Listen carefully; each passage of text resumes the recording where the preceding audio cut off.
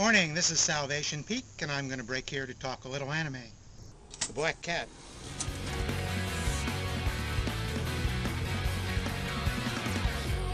Black Cat is a recent superpowered fantasy series from Gonzo, released in North America by Funimation. The title character, the Black Cat, is an assassin named Train Hartnett. He's a very, very quick shot with his gun, and he's also so speedy he can actually deflect bullets with the side of his gun. He works for an organization called Kronos, who secretly try to run the world from the shadows through assassination and intimidation. Sort of like the Illuminati. Train is number 13, one of Kronos' numbers. They're elite assassins. Sven, on the other hand, is a struggling bounty hunter, called a sweeper in this series. That eye patch of his conceals his superpowered precognitive eye, which allows him to have foresight of what's about to happen. And he carries an incredible briefcase that always seems to have exactly the right gadget inside. As much as Train, the Black Cat tries to kill his victims, Sven and his fellow sweepers insist on bringing in their bounty alive. At least at the start, that puts Sven in competition with the Black Cat, the one trying to keep the target alive, and the other trying to kill it. No. And now, ladies and gentlemen, let's give it up for your new governor.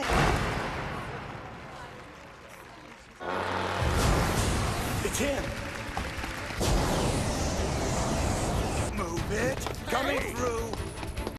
The Black Cat's relatively simple life of just killing who he's told to is about to have a dual epiphany. First, Train meets Saya, a cute and perky sweeper in a kimono. She likes to hang around on the rooftops at night and watch the moon and sing songs.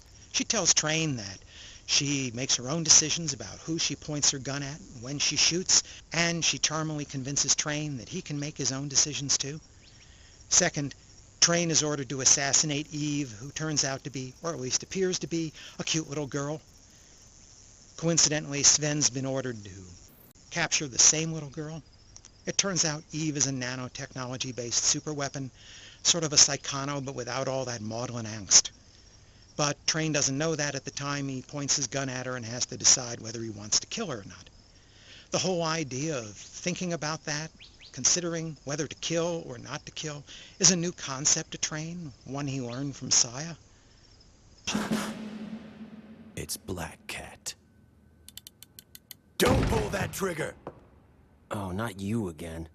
Get out of here. Not a chance! Please stop! You can just walk away from this. I can't. It's my job. Blood. I smell blood all over your hands. Which is why you shouldn't let women mess with your head.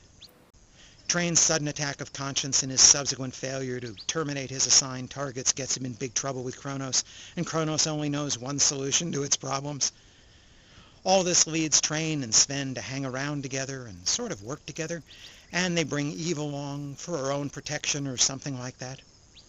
But Kronos and Train are soon going to have another more serious problem as another of Kronos' killer numbers goes off the track. Creed steps out on his own.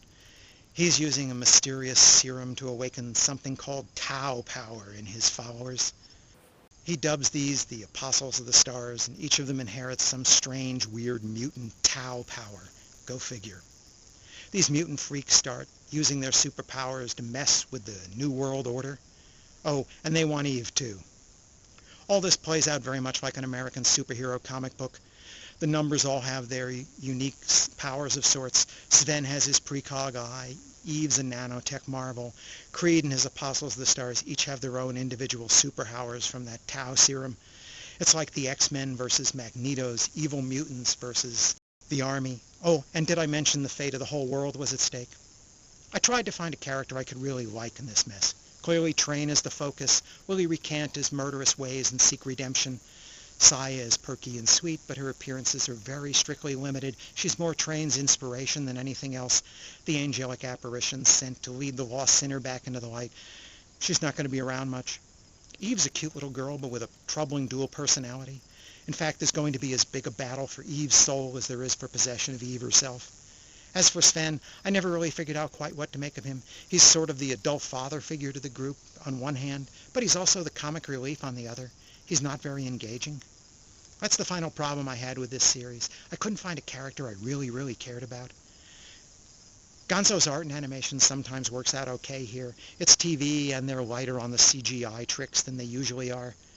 They've used a lot of dark and solid colors and night scenes, which wasn't a look that really worked for me, but it did fit in with the black cat motif, I suppose, and it might work for you.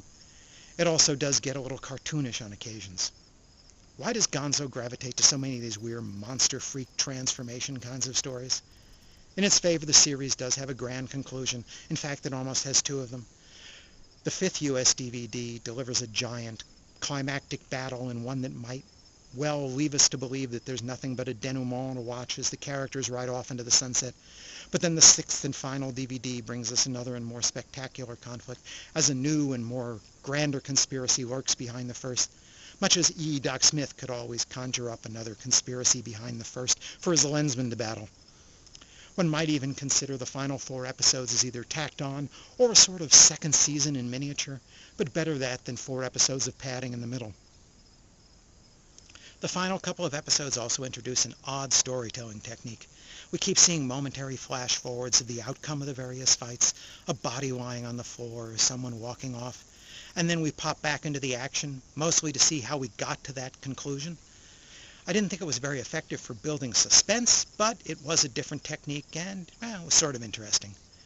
Like all superhero comics, this series is also without consequences for evil beings, by which it's okay if you kill thousands of beings, as long as you decide you're really sorry about it now. Confess the evil of your ways and agree to live a life of shame and humiliation for the rest of your life. Sort of go and sin no more. And floating around through all this superhero freak show battles is a very unsubtle biblical allegory of God casting Lucifer from heaven, temptation and original sin, sacrifice and redemption.